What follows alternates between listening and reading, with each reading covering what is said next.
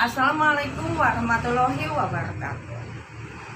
Di dalam produksi massal, yang melakukan kegiatan produksi massal biasanya adalah perusahaan-perusahaan yang berskala menengah ke atas.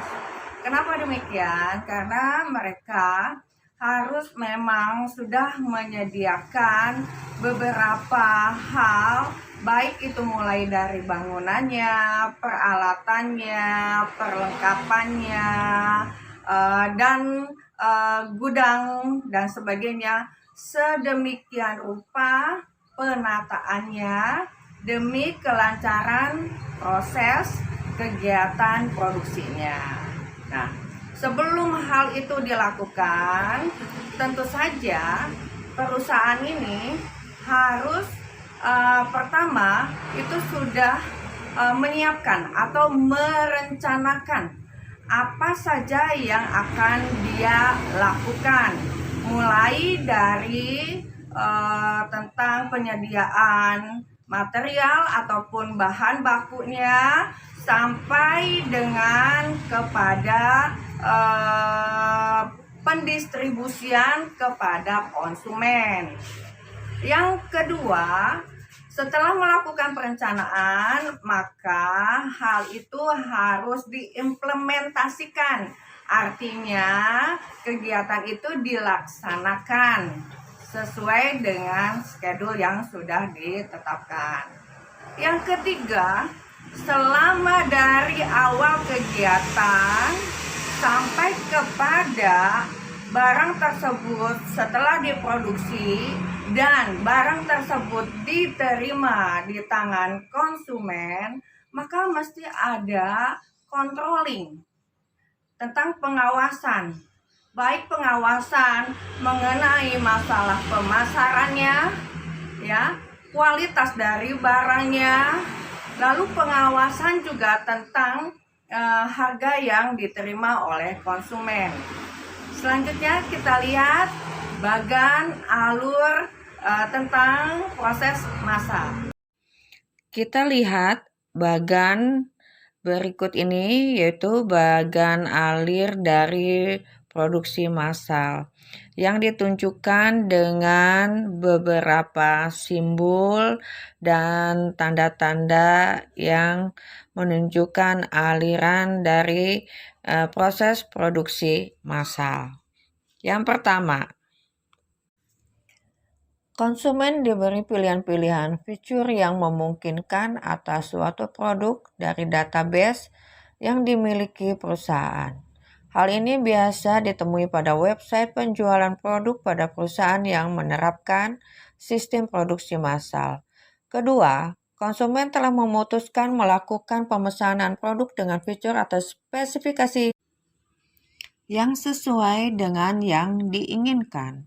Ketiga, data spesifikasi produk pilihan konsumen tersebut selanjutnya dikirimkan ke perusahaan untuk dilakukan studi kelayakan. Perusahaan akan mengirimkan informasi harga mengenai produk tersebut ke konsumen.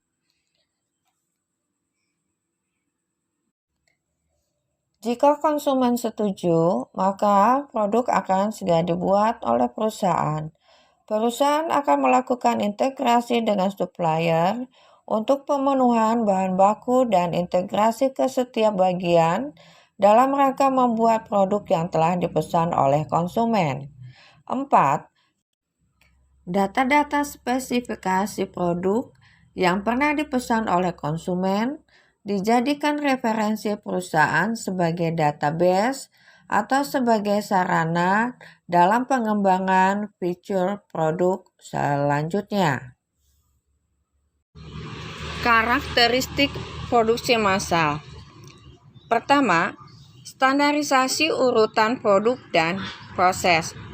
Seperti yang kita ketahui, sebelum proses kegiatan produksi massal itu dilakukan, pasti sebelumnya sudah direncanakan dan diperhitungkan segalanya, mulai dari awal sampai akhir proses, bahwa kegiatan maupun produk yang dihasilkan harus sesuai dengan standarisasi yang berlaku.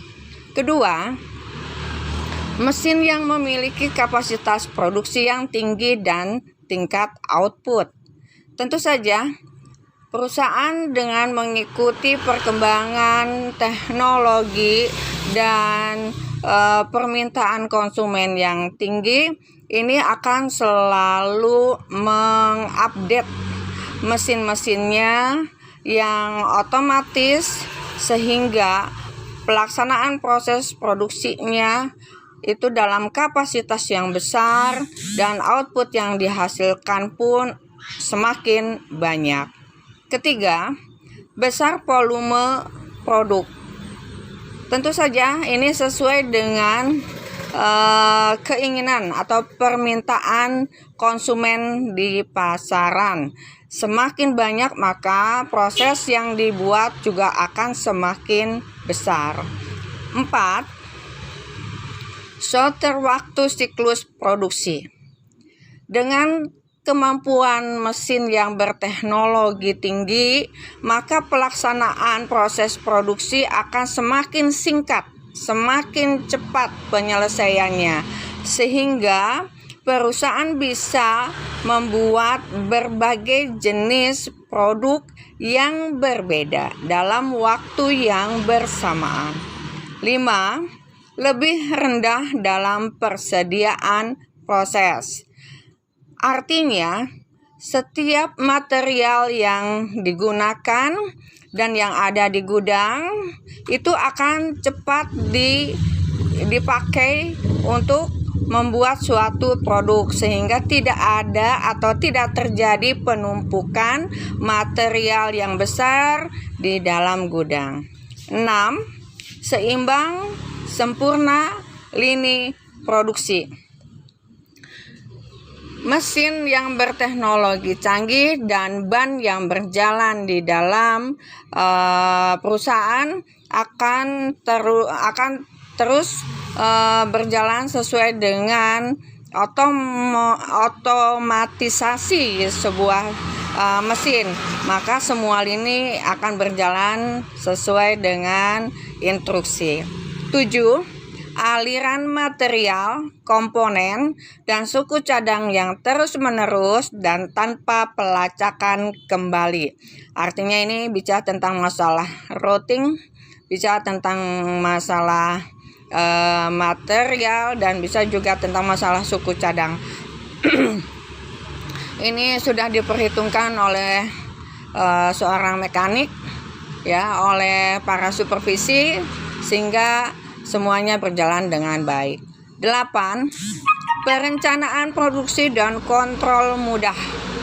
Karena otomatis maka akan terlihat dengan jelas perjalanan proses produksi dari awal sampai akhir.